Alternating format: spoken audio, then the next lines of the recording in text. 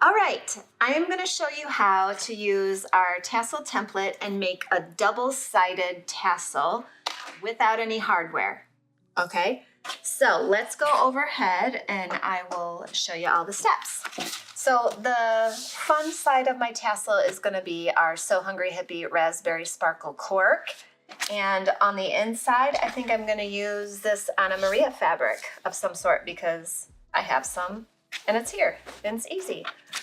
So I'm going to use Steam a Seam 2, which is a double-sided fusible web. And I've started to apply it here because I couldn't see if I had any web on my paper. Don't judge me. I couldn't see. So I started fusing a corner. I'm like, well, here we go. Let's film it. Okay, so on the wrong side of the cork, I placed the fusible web. And I'm just going to make sure that it's fusing to that cork. It gets pretty hot. I'm on full high heat with my iron here. I'm gonna let it cool for a hot minute. And then I'm gonna cut a little section of fabric. Let's go this way so the stripies are very pronounced. Gotta get a new blade for that. It's bumping. Okay, so here's my fabric. I'm just gonna hand it real quick. Once this is cool enough, you can peel it up. See if it's ready. It might not be ready yet. There it is. You can tell if it's ready because it should come off pretty easily. If you're having to fight it, it's not ready yet. All right. So now this side is tacky, and I'm going to lay my fabric right on top. There it is, and fuse it. Now I'm gonna make sure I'm not hitting my iron plate to that web there.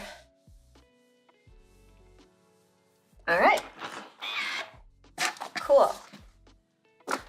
Now I will bring in my template, however you want to say it, which I still haven't taken the brown paper off. Nothing new here. I often have these things for years and never managed to get it trimmed up. Now, you can use a little, what's this called? A blade? If you've got one, and cut it right away.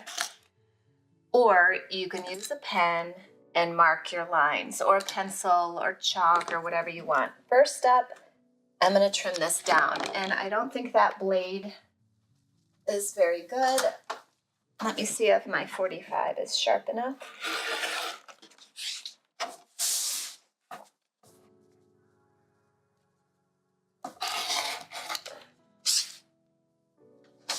And I'm just gonna make sure all edges are nice and clean.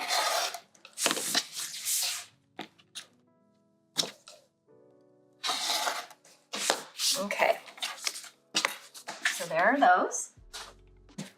Now, you might want to get out an old mat when you're doing this because there is potential that you'll score through both layers, fabric and cork, and score your mat. So just an FYI there.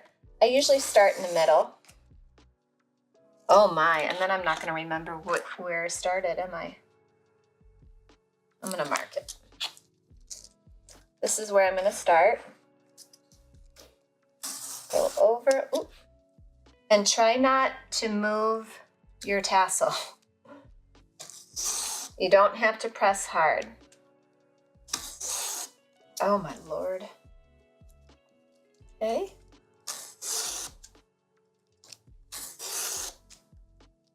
You don't have to do every slit. You could skip one if you want. Those are done.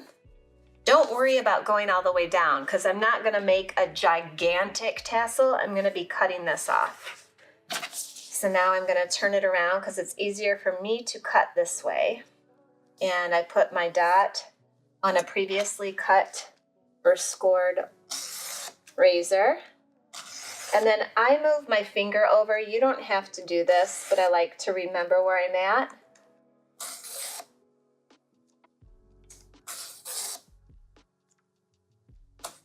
Yeah, I already did that one. So I just sort of barely cover the one I just did, but not enough to get my finger in the way.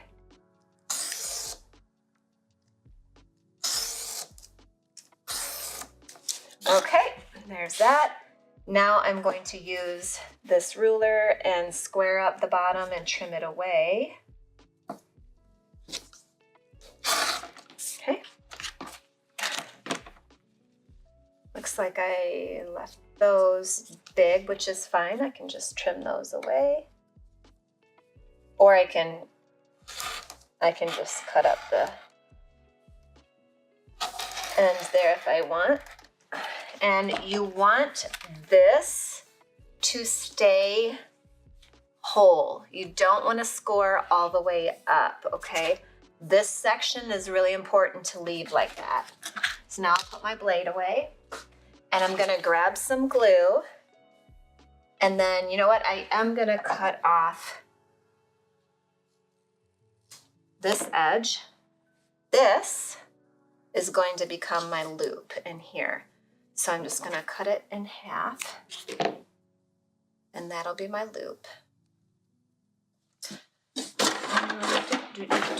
Where is my double-sided sticky tape?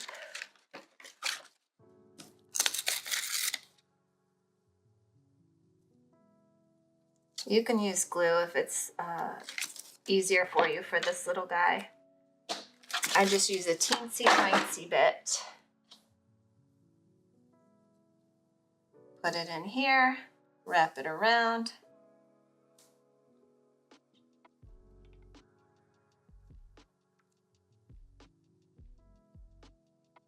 Take off the paper. And now I bring this down and match the ends so it'll stick. And then this I wrapped around the center or the outside so I can just put that right in the center. It doesn't have to be perfect. It doesn't matter. It's just for hanging the loop later. So I would typically use a super glue or even a hot glue gun, but this is what I've got here today. So this is what I'm gonna be using. Don't use Elmer's school glue if you want it to hold for a long, long time, because I just feel like this is good for temporary stuff, but not things that get used a lot. And then you're just gonna start to roll. Roll, baby, roll, baby. Na, na, na, na. And your loop gets looped in there. Capiche? And there it is. And it's double-sided, so it's super pretty no matter what. You could always, if you wanted to, you could angle the ends if that is your fancy. I would let your glue completely dry before adding it to any bag. I'll let that sit overnight and see how it does. I'll test this out for you with the Elmer's glue. You can trim it down to be short. You can have a really long one, which I kind of super fancy. Now I'm gonna have to make a bag with this cork so I can intentionally use it as bag bling. But I love it, right? You could make these double wide if you want a really, really thick tassel. And you don't have to make it double-sided if you don't want to. It's really up to you. But now this, I can put, what are they called? Swivel hooks in this and snap it onto my purse. I can tie it. I can use an O-ring. I could use a key fob. This could be a key fob. This would be great for craft shows. Look how fast that is. You could have like 50 of these drying overnight and boom, you've got a low price point item to sell that's super unique. Remember to tell people, oh, I made that. It's not from China, I made that. I made that. It's one of a kind. And there you go. If you have any questions, please leave me a comment and I will answer as best I can. Thank you. Peace, love, sewing.